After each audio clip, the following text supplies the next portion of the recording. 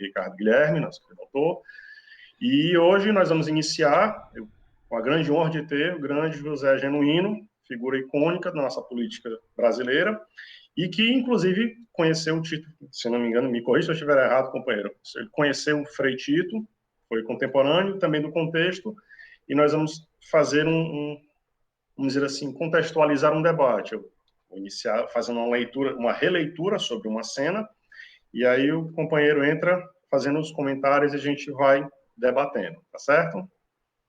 Certo. Então, vai lá, Samuel, bota as imagens, vamos começar. Certo, só um instantinho.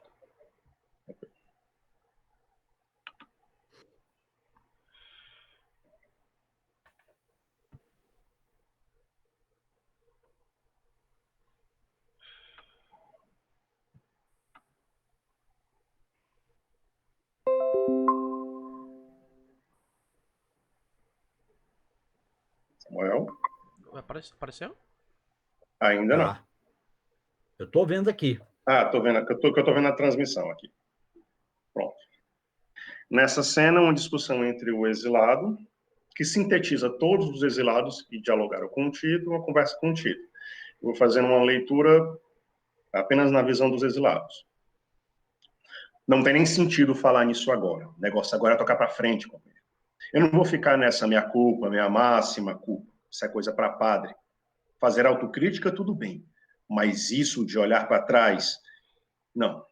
E a gente ficar se torturando, e tortura já chega, né? O que a gente fez, fez. Era o que tinha de fazer. Não adianta agora querer modificar o passado. Porque é muito fácil achar defeito depois que a coisa toda aconteceu, meu caro. Mas você não sabe o que é segurar a barra, participar de guerrilha, de sequestro, matar. Sua visão é completamente diferente da minha. Aliás, vou falar uma coisa. Os dominicanos erraram pra caralho. Faltou experiência para não ficar soltando informação para a polícia e caindo em cilada. Sim, porque ideologia, encaminhamento e processo, cada qual tem o seu. Agora, isso de união, comunhão, esse negócio de missa, o consenso não existe, é utopia. A divisão é clara, aqui e agora. Porque uma puta repressão daquela violência sendo regra, vocês querem que a gente faça o quê? Ficar rezando? A luta armada foi um caminho, porra. E se nós erramos? Erramos fazendo na linha de frente da ação revolucionária, porque era e ainda é necessário lutar contra a ditadura. Ser realista, pensar no futuro e não repetir o passado. Hoje é preciso construir uma espécie de frente democrática e dar às lutas de massas o caráter primordial dessa etapa. E é preciso, sim, unir o povo e criar uma consciência política, uma consciência de classe, pensando em se ter, a longo prazo, quem sabe, um partido dos trabalhadores.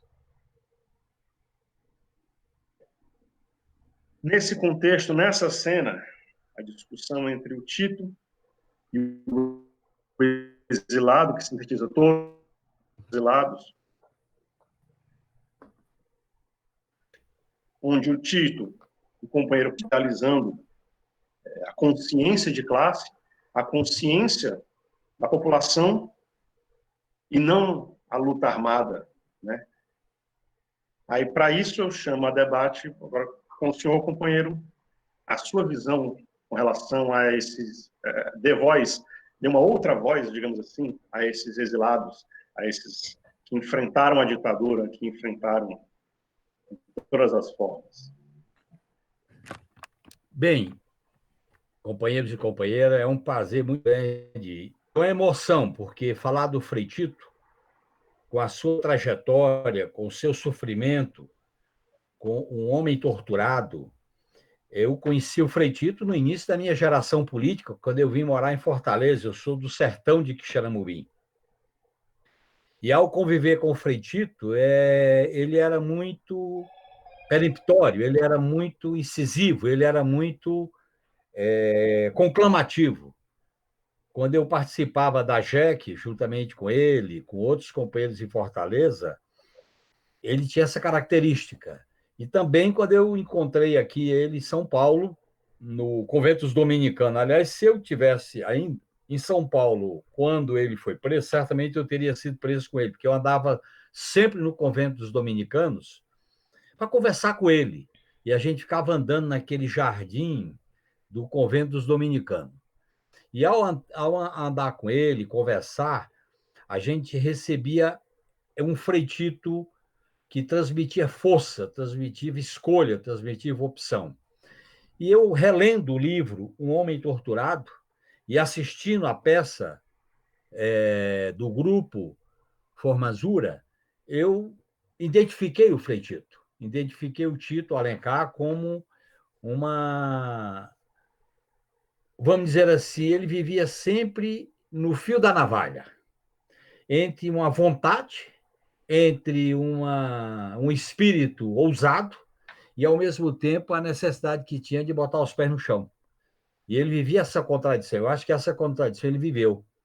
E eu, que passei por essa experiência da tortura, eu entendo que o Frei Tito, a tortura separa o corpo e a mente.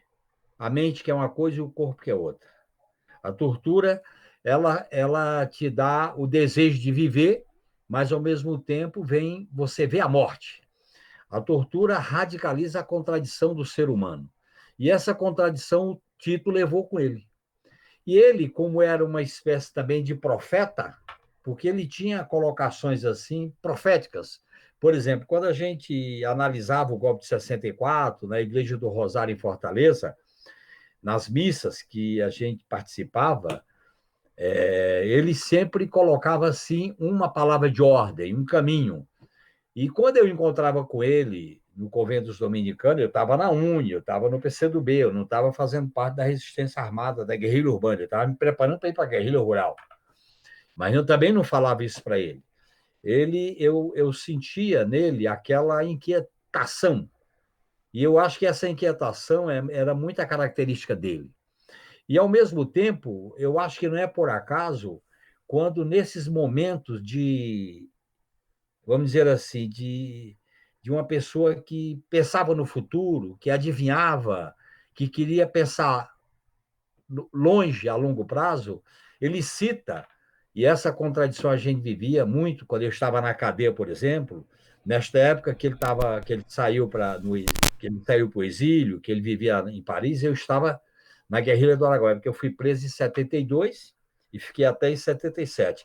No período de 73, 74, a discussão que a gente fazia na cadeia era parecida com essa que você retratou aí, em que a gente discutia como é que é.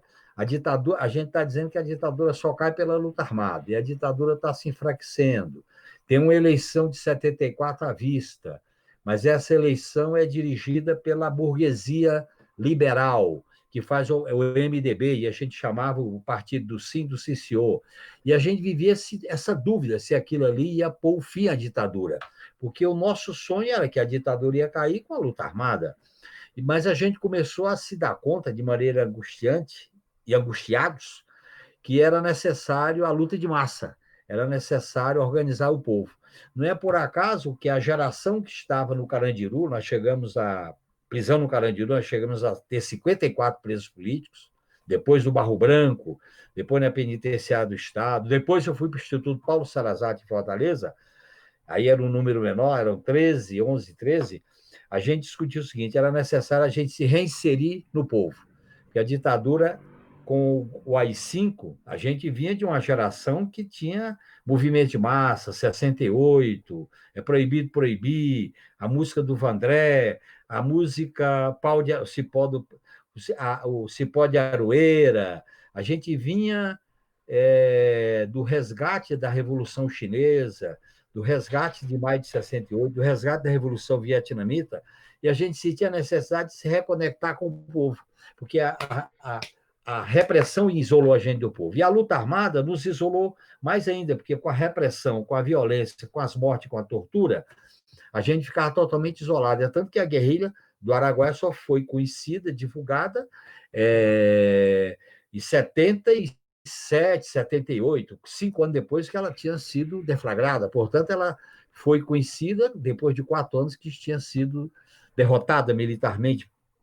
Então, a gente vivia esse dilema.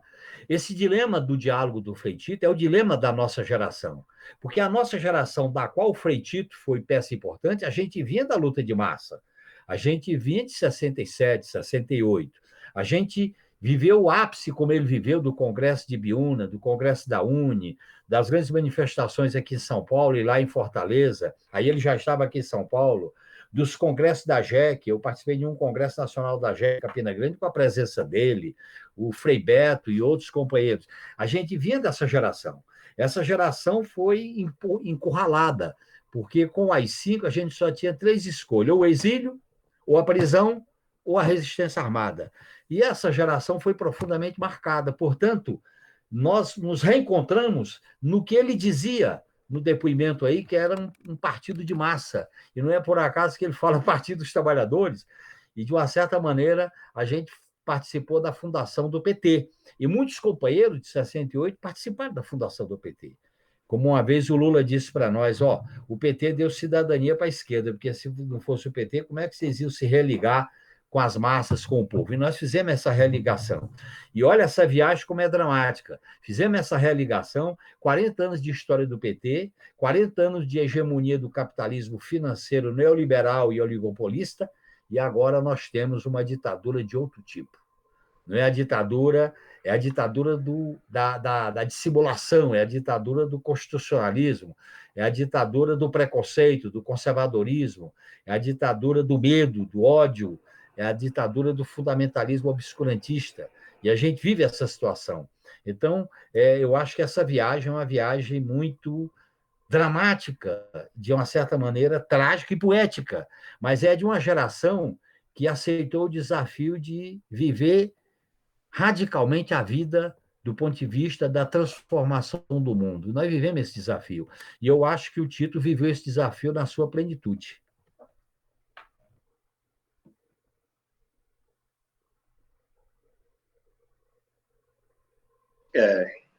A gente entra nesses processos e conversando, e quando estávamos estudando para o espetáculo, a gente ficava nessa linha de como é que era o Tito, como é que era a época, como é que era tudo, né? Como é que funcionava mesmo esse processo da ditadura. Estar em casa é isso, ao vivo. Faz parte. Cachorrinho latindo. Pois eu queria ver com o senhor esse processo. Como é que foi, se o senhor puder falar, claro. Ele não me chama de senhor, não. O negócio de senhor não dá certo. Bom, você, Isso. o companheiro. Isso. Queria ver com o companheiro, se não tem para onde falar desse processo, como é que foi essa construção, a construção do processo e como foi lá no Araguaia. Tudo que eu já estudei, mesmo em cima das pesquisas que a gente fez para o espetáculo, nós pesquisamos muito a fundo. Desde 2012 nós fazemos pesquisa em cima sobre ditadura, sobre repressão, todos esses processos, e eu queria ver se o senhor pudesse falar tudo que eu consegui ver, ainda foi muito por cima, eu acredito que ainda foi muito por cima, né? Recentemente, falando sobre, eu vi uma reportagem falando sobre que no Araguaia o pessoal estava muito pró-direita, então se esqueceu toda a luta, toda a batalha, toda a repressão que foi sofrida naquele período. Como foi viver nesse processo? Olha, em primeiro lugar, a ida para o Araguaia era uma ida romântica, era uma ida revolucionária, era uma ida ousada. A gente ia para uma região que não sabia o que era. A gente vivia no mato, na selva, como se vivesse em São Paulo. A gente se reencontrava com vários companheiros e companheiras de 68, que era uma geração profundamente libertária, humanista, radicalmente democrática e revolucionária. E essa geração, ela vivia uma experiência inédita, que era viver como camponês. E a gente viveu lá, eu vivi lá 2 anos como camponês, caçando, trabalhando na roça, treinando, vivendo em garimpo, vivendo... E a gente andava naquela região. Aquela região que, naquela época, a gente só via os sinais do que ia ser a Serra Pelada, do que ia ser a Serra dos Carajás, do que ia ser Tucuruí, do que ia ser as madeireiras, o mogno, o agronegócio, a pecuária, que ali era uma porta de entrada para a Amazônia. A gente estava na porta de entrada. Então, a gente viveu aquilo ali. Era um romantismo revolucionário, no sentido de que a gente estava preparado, a gente estava mais preparado para morrer do que para estar. Era uma dedicação absoluta. E aquilo ali movia-se através dos sonhos que vinham de 67, 66, que vinha inclusive da década de 50, porque é bom lembrar que a década de 50 e a década de 60 foram duas décadas virtuosas do ponto de vista de um processo de revolução cultural, política, ideológica, econômica. O mundo pós-guerra estava passando por grandes transformações no final da década de 50 e década de 60, e isso combina com o AI-5, que é uma ruptura brusca, sangrenta, violenta, terrorista, e que a gente continuou lutando e resistindo. Então, a nossa experiência era muito forte. E eu imagino, hoje eu estava relendo, me lembrando das coisas do Frei Tito, eu me lembrando como é que foi viver aquilo. Viver aquilo na prisão, que a gente não imaginava ser preso, viver o processo de tortura, que era violento, a gente vivia a contradição entre a vida e a morte, o corpo, que é uma coisa, e a vida e a mente, que é outra. A gente vivia a contradição de derrotar no profundo isolamento que a gente vivia, e esse processo, que foi demorado, eu fiquei 1 ano e 1 mês incomunicável, depois fiquei mais 4 anos preso, portanto, 5 anos ao todo, a gente começou a construir, que eu acho que essa foi a grande lição que eu tive, e eu estava até me lembrando hoje que tem uma passagem do Lênin que ele fala que o revolucionário tem 3 testes: o exílio, a cadeia e o parlamento. O parlamento, por causa do cretinismo parlamentar. Eu vivi o cretinismo parlamentar, quando eu fui eleito em 83, e vivia a experiência da tortura da cadeia, que é uma experiência dramática, porque você não sabe o que vai acontecer, você está entregue, o nível de subjugação é total, você traz o torturador para dentro de você, e você tem que expeli-lo. É um processo, você não pode deixar que ele entre em você, porque o torturador quer entrar em você. E por isso que a coisa que mais incomoda o torturador é você pedir para ele olhar para você. É você sentir que pode derrotar. Você está subjugado no sentido do limite, você pode morrer com o choque elétrico, com o afogamento, com a cadeira do dragão, mas você não morre segura. Aquilo ali te dá uma força interior muito forte. Eu acho que a tortura radicaliza aquilo que o Spinoza discute muito bem na sua obra, entre o corpo e o espírito, o corpo e a alma, no sentido do espírito, no sentido da subjetividade. Você vive isso. Eu acho que essa contradição atormentou o Frei Tito. Ele era uma figura muito intensa, que vivia tudo com muita intensidade. Quando a gente vive tudo com muita intensidade, ou a gente supera essa contradição e passa a ter um espírito superior diante do flagelo do corpo, diante da destruição das tuas energias, diante da situação de... Porque a tortura te humilha, a tortura te degrada, né? Ela começa pelo corpo e chega na alma.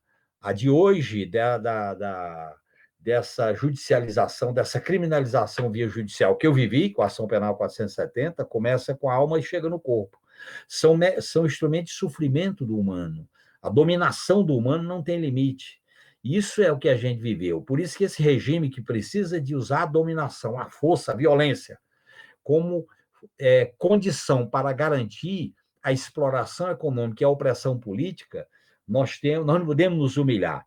Eu gosto muito de uma frase que diz que a humilhação no capitalismo é a morte. A luta é só o risco de morrer. Tem momentos que você vive esse limite. E eu acho que esse limite, muitos companheiros viveram esse limite. E a gente, com esse limite, você vive um momento de, vamos dizer assim, de tensão permanente. Eu vivia isso. E eu acho que essa tensão permanente, no momento em que depois eu passei pelo fundão do DOPS, onde passou o Frei Tito, vivi a cela forte, as 4 celas fortes que hoje não existem mais, as celas coletivas, a cela que o Fleury interrogava as pessoas, inclusive a luzinha vermelha, que quando ela acendia, ele não podia ninguém entrar, porque ele estava interrogando, isto é, estava torturando. Eu acho que o ser humano, quando sobrevive diante disso, é uma força muito grande. E eu acho que o Frei Tito, ele sobreviveu o seu espírito, a sua luta, a sua imagem, o seu perfil sobreviveu a isso. E ele sobreviveu separando do corpo. Ele fez essa separação. Eu nunca esqueço que quando eu fui, a primeira vez que eu fui assistir a peça de vocês, eu ia saindo de casa sozinho, e uma figura encostou na minha casa, não se identificou, e disse: olha, eu sou militar da reserva e eu fui uma das pessoas que combati no Araguaia. Eu quero falar contigo. E eu estava saindo para assistir a peça de vocês. Aí eu digo: olha, eu não disse que ia assistir a peça, eu estou saindo, que eu estou aqui saindo de carro, você está vendo que eu estou abrindo o portão. Você vem aqui amanhã que eu falo contigo, porque eu tinha que ter alguma pessoa com ele, eu não sabia quem era. Veja bem como é que é as coisas. Parece que essas simbologias vai te ligando afetivamente, vai te ligando subjetivamente esse reencontro. Como aquela geração de 68, ela era uma geração que tinha ligações muito fortes entre si, quando uma pessoa era presa, a gente sentia que era parte do corpo que estava se separando. Quando uma pessoa morria, e eu via as fotografias dos companheiros mortos, cabeças cortadas, corpos decepados, é como se você tivesse parte do teu corpo também. Então, você forte não morrer ritualmente. A partir é que você começa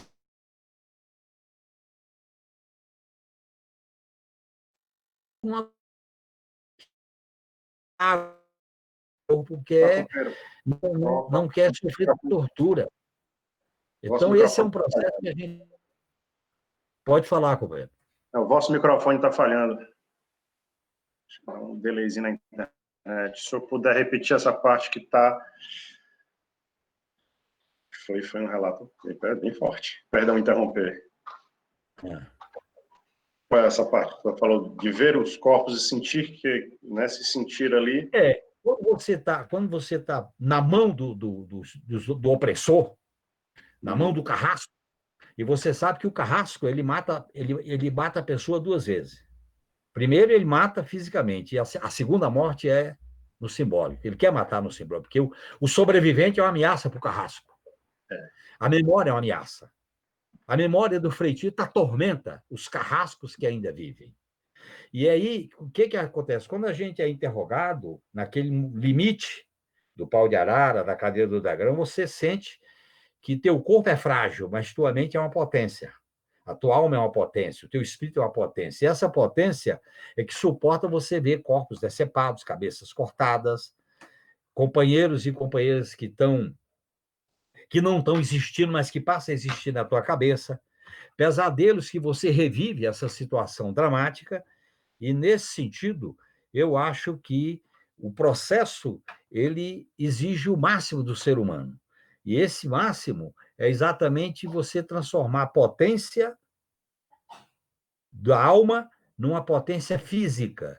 Há uma transposição para a potência física. A potência física ela vai ser produzida com uma ideia de domínio. Porque eu, por exemplo, vivi isso quando eu vivi uma outra experiência que, quando eu fui denunciado e condenado na ação penal 470, chamado mensalão, eu tive um aneurisma da aorta. E esse aneurisma foi exatamente a partir de um estresse máximo, com uma tensão violenta, após a minha condenação, que eu estava sendo condenado pelo que eu era, não pelo que eu fiz, era por uma convicção, e aquilo me levou ao aneurisma. E é interessante, quando veio o aneurisma, eu não tinha medo de morrer. Eu achava que podia morrer, os médicos falaram que eu tinha 10% de chance, mas eu não tinha medo. Eu não tinha medo, porque você convive com a possibilidade de morrer, você não tem medo. Mas, ao mesmo tempo, o ser humano tem, ontologicamente, o desejo da vida. A vida é uma coisa que é uma energia muito forte.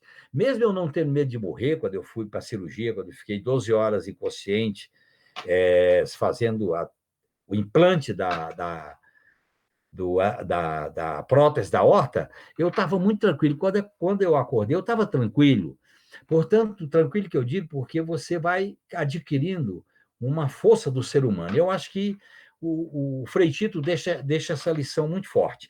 E eu acho que a principal vida do Frei Tito é a sua imagem, a sua memória, e ele morreu produto da tortura, mas, ao mesmo tempo, denunciando os torturadores, porque a carta dele, o depoimento dele, que foi divulgado no mundo inteiro, fala por si só. E aquilo ali é uma coisa muito forte. Portanto, o torturador ele é uma figura menor. É tanto que quando você pede para o torturador olhar para a tua cara, ele não olha.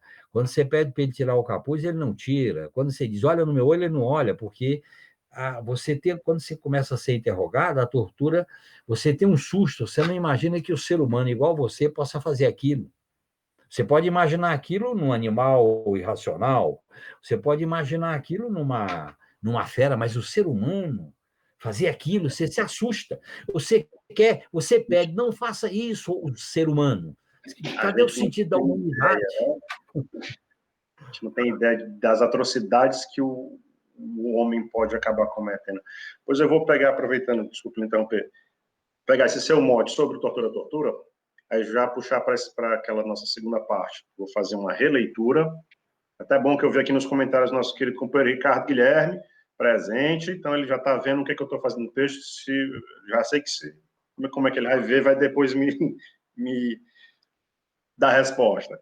É uma releitura.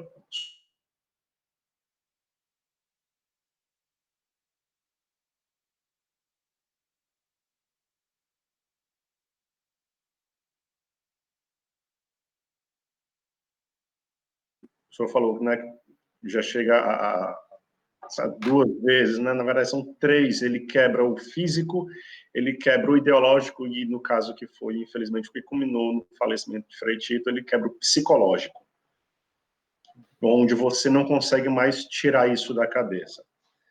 Samuelzinho, bota lá, vou passar novamente as imagens, né, as fotos que nós temos. Se não me engano, acho que muitas dessas fotos são do Creston Santos, grande fotógrafo.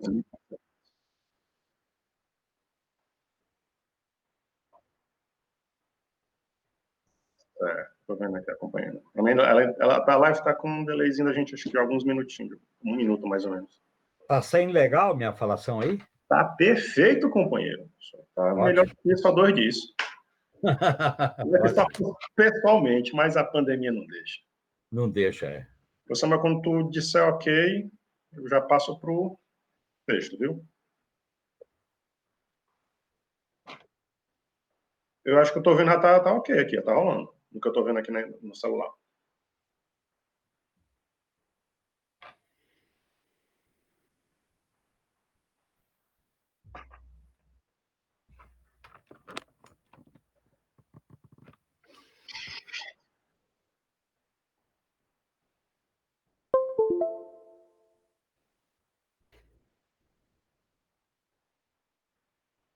Tá ok.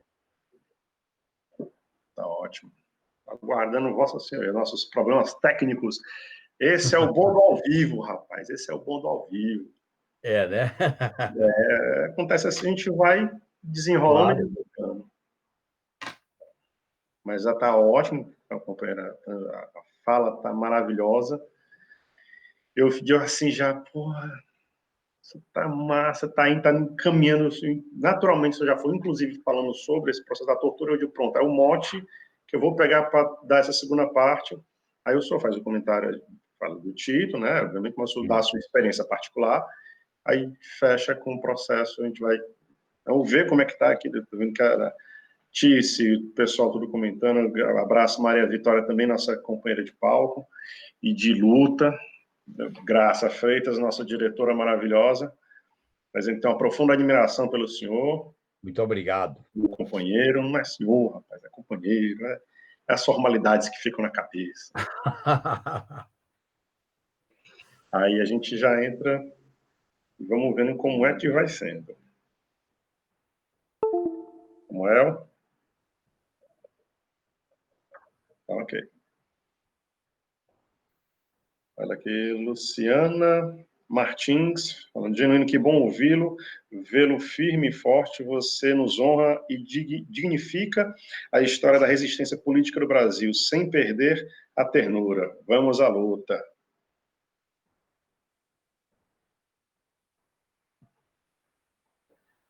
Só o pessoal apoiando a gente, tá ótimo. Lembrando que próximo sábado a live vai ser com a nossa atriz Maria Vitória, que interpreta a irmã do Tito, a Nildes, e a própria Nildes viva, então vai ser... Você sabe, companheiro, que Ah, quando eu entrei na clandestinidade, que eu saí de Fortaleza na noite do Natal, de 68, depois do AI-5, a última casa que eu me hospedei foi na casa da a irmã e do irmão do Fretito, na Aldeon. olha, Eu estava lá quando eu saí no porta-mala de um carro para atravessar a barreira e pegar o trem na cidade de Pacatuba, na Grande bom. Fortaleza. Eu estava na Queria, casa deles. queria aproveitar, inclusive, enaltecer, se não me engano, eu vi a presença do pessoal do Escuta, né, que é o Espaço Cultural Frei Tito de Alencar Lima, que também são grandes parceiros nossos, inclusive um dos filhos dele, um dos companheiros lá da casa, o Leandro Sampaio, que foi um grande colega meu, que me deu uma grande ajuda para conseguir finalizar a minha faculdade de filosofia. Então, eu queria mandar um salve para o pessoal do Escuta também. A Tice falando, uma das grandes alegrias foi ser a secretária nacional da juventude do PT, quando essa conterrânea querida foi presidente, quando esse conterrâneo querido foi presidente. Então, Tice, mandando um abraço para você. Tá bom. A Tícia é uma grande figura. Ela fala transmitindo energia. Sempre Esta, alegre. essa é minha madrinha na Umbanda. Cais, todo mundo salve para o pessoal do Congá de Aruanda São Sebastião, terreiro na qual nós somos filhos. E também eu sei que tem gente, a Ivna, que está presente. Então, um beijo para todo mundo. E a Tice é de luta, é de energia, é de força. Não é porque é minha madrinha, não. Não estou rasgando seda, não, mas ela é pancada. Essa aí é. Ela mandando um beijo para ti aqui no Instagram. Ô, Genu. Opa! Pronto? Então, tu pode começar já, manda a imagem lá, que eu faço a leitura. 5 minutos da imagem eu faço. Oi, Ivna, assim que eu terminar a leitura, tu faz a pergunta de novo, Ivna, que aí eu transmito.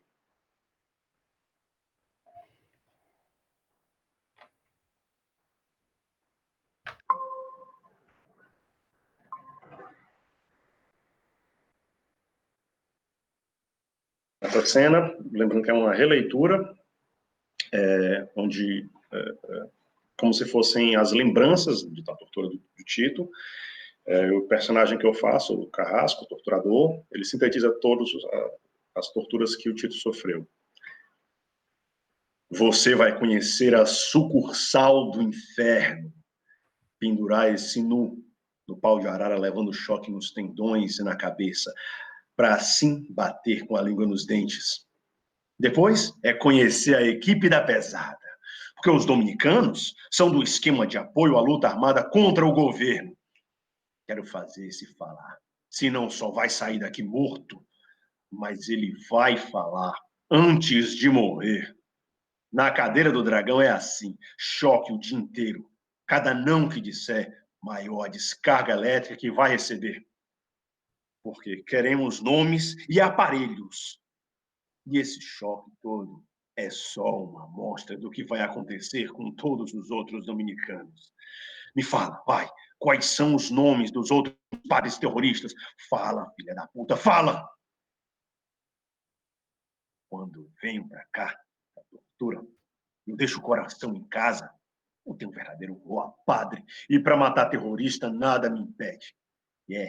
Ou se mata ou se morre. E agora, para receber a liturgia, meu caro Frei, eis o pão, come, é o corpo de Cristo.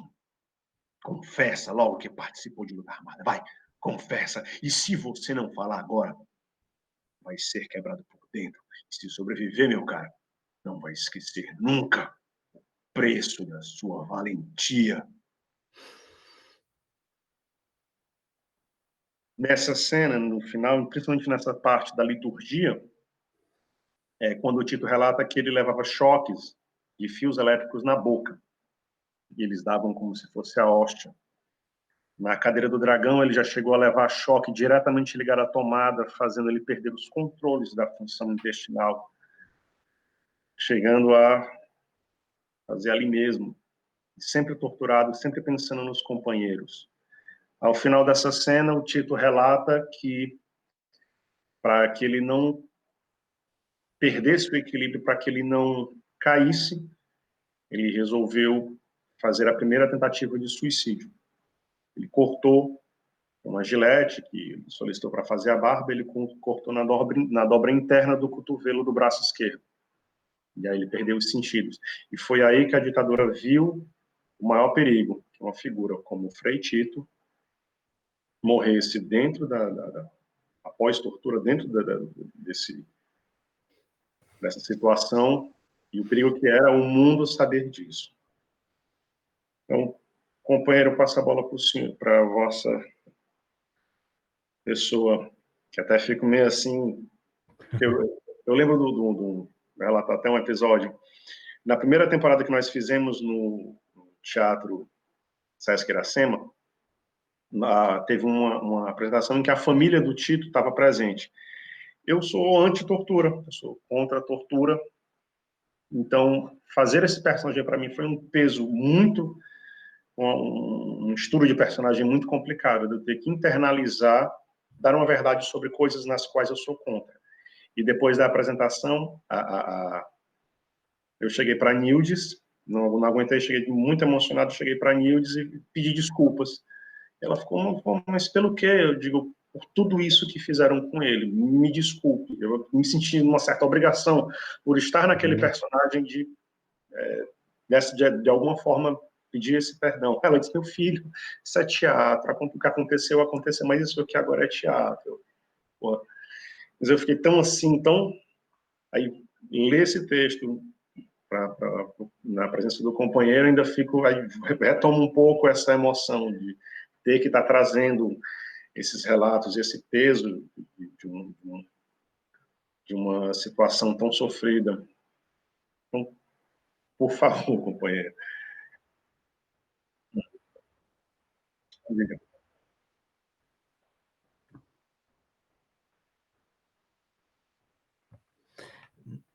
O Frei Tito, não. A Igreja do Rosário, quem rezava a missa lá era o padre Alberto Castelo, padre Castelo. A gente era estudante, era membro da JEC e assistia às missas na Igreja do Rosário. E quando terminava a missa, a Igreja do Rosário era perto do Palácio do Governo. A gente ficava na calçada, isso em 67, 66, a gente ficava na calçada conversando, batendo papo, dali a gente ia para a Praça dos Leões, para a Praça do Ferreira, portanto, a gente era apenas militante da juventude estudantil católica. Eu conheci o Frei Tito nessa militância, portanto, o Frei Tito, ele não celebrava missa nessa época, ele era uma espécie, ele nem era seminarista, ele não tinha entrado ainda no convento dos dominicanos. Quando eu encontrei ele aqui em São Paulo, depois de 69, com as 5, eu estava na diretoria da Uni, e aí sim, eu ia lá no colégio, no convento dos dominicanos, e ficava conversando com ele. E eu ia lá, primeiro, para conversar com ele, segundo, porque eu almoçava com ele, porque eu ficava na rua, eu ficava clandestino aqui em São Paulo e tal. Então era assim. Essa cena que você coloca aí, companheiro, é o seguinte: você sabe que existe uma análise de que o carrasco ele mata 2 vezes. A primeira vez é fisicamente, a segunda vez é na imagem, porque ele quer matar a imagem, a simbologia.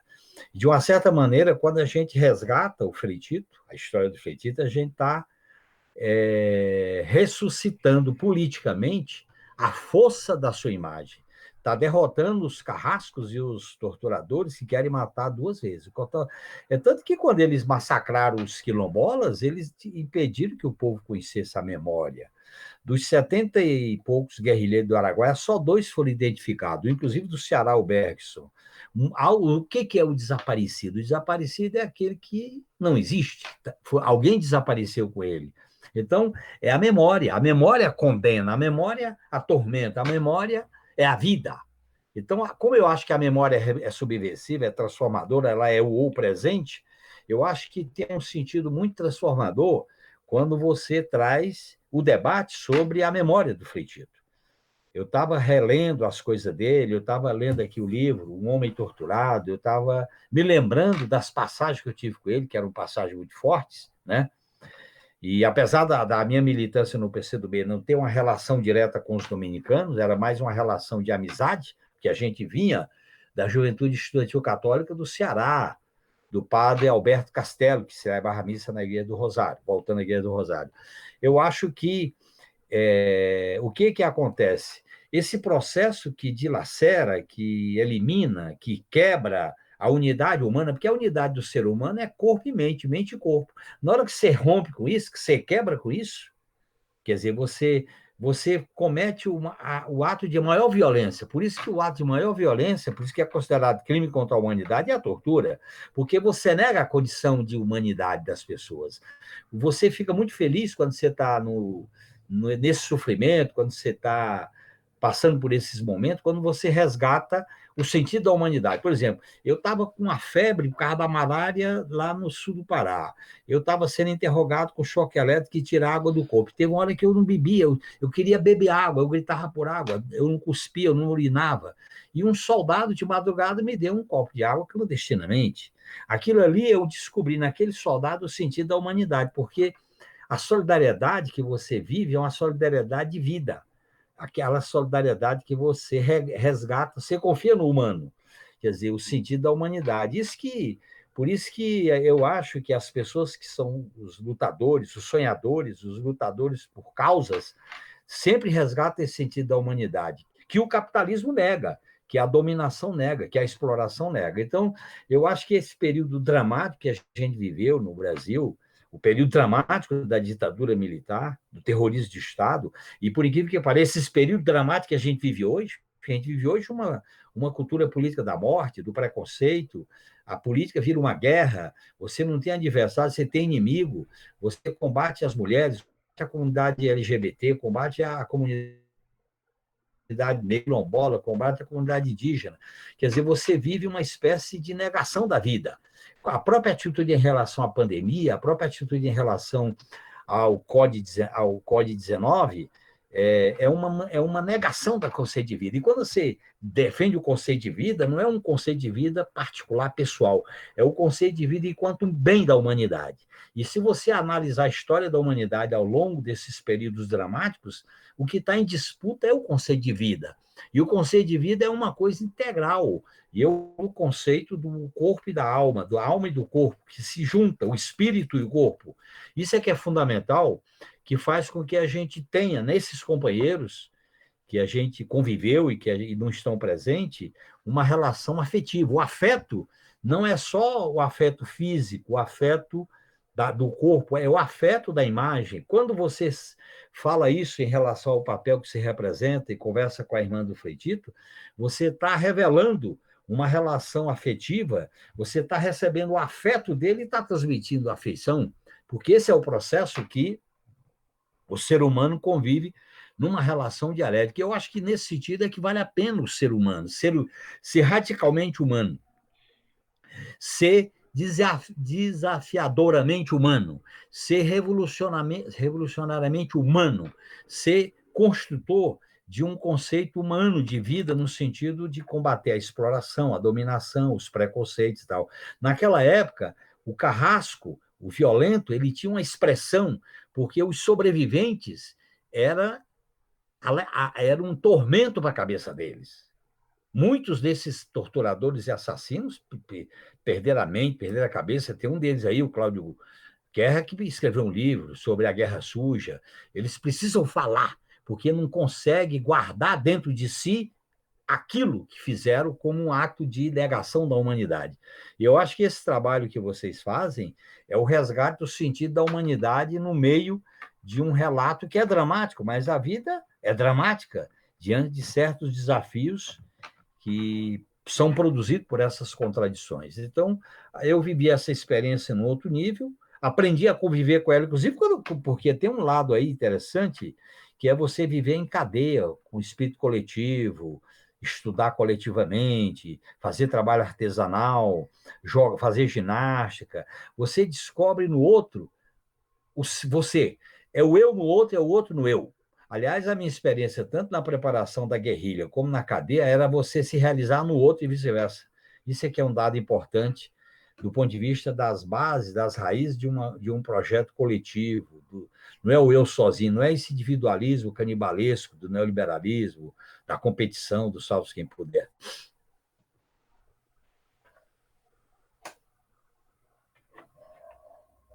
Muito forte, muito complicado. Período turbulento. Queria só pontuar aqui, aproveitar, lembrando que o nosso querido mestre Leonardo Sampaio, né, que é professor da escola Bergson Gurjão Farias, que ele faz parte do Escuta, né, presidente do Escuta, pontuar o Antônio Carlos de Freitas, que falou que o companheiro Genuíno fez um dos discursos mais lindos que ele já viu, quando receberam os restos mortais do Bergson Gurjão na concha acústica na UFC. E aproveitar e falar, a gente está sendo gravado sim, vai ficar à disposição no YouTube do Grupo Formosura, e a gente, qualquer coisa só lá, Grupo Formosura de Teatro no YouTube. Gente, então, creio que o nosso tempo esteja próximo de acabar, Samuel. Nosso tempo está de quanto tempo nós temos? Nós temos 7 minutinhos. 7 minutos.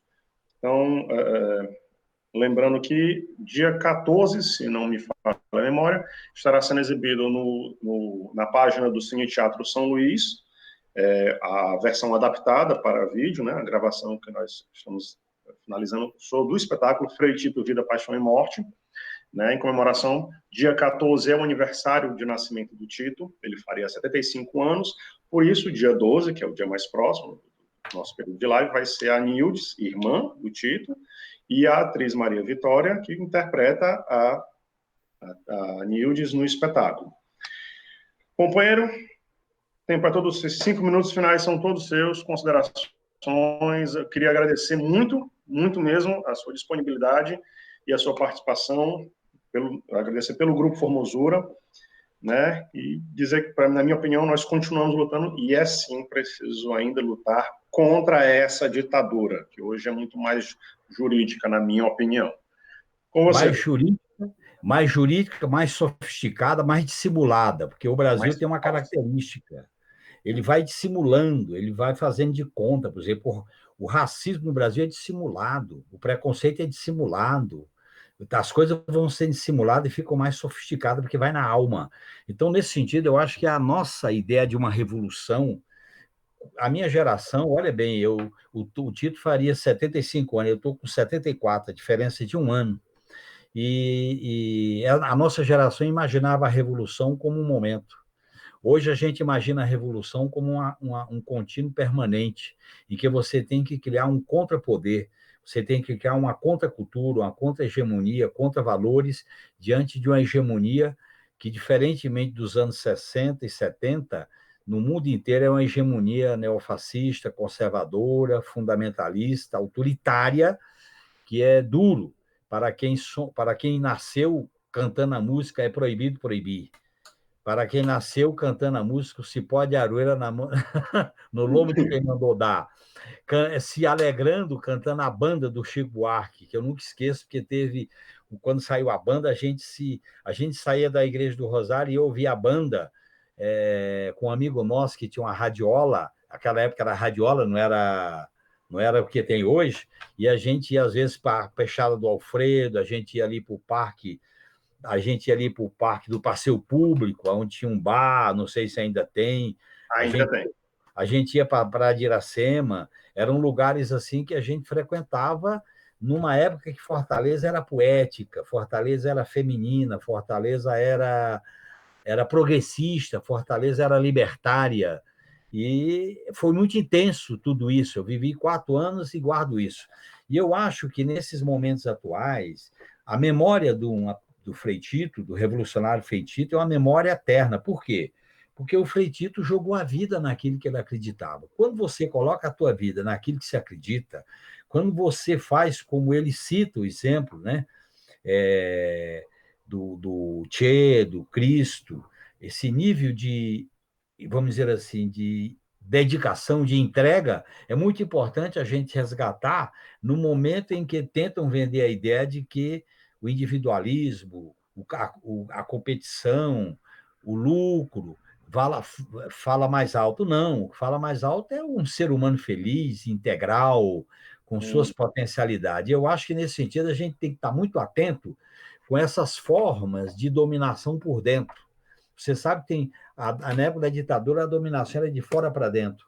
Hoje, a dominação é de dentro. Sem nem perceber, a gente está reproduzindo preconceito, machismo, patriarcalismo, racismo, sem nem perceber. E eu me lembro, rapaz. Rápido aí, só para aproveitar que é questão de tempo, a nossa diretora mandou uma pergunta para ti. O que hoje você falaria para essa juventude, né? Eu falaria para essa juventude que, primeiro, a democracia a democracia tem que ter conteúdo, é a democracia do emprego, da renda, é a democracia do futuro, é a democracia que combate o racismo, o feminismo, que combate o preconceito contra a mulher, que defende as mulheres, defende a comunidade LGBT. A democracia é uma sociedade viva, uma sociedade que todos têm oportunidade, têm a vida, os direitos sejam respeitados. Eu nasci na época que a gente falava democracia contra a ditadura. Hoje, a democracia é contra a opressão política, mas é também muito mais diversificada, mais rica nesse sentido de futuro. A grande questão hoje é o futuro. Nós temos que resgatar a ideia da esperança. O medo, o ódio, a vingança nega a esperança. A esperança é uma coisa que você constrói.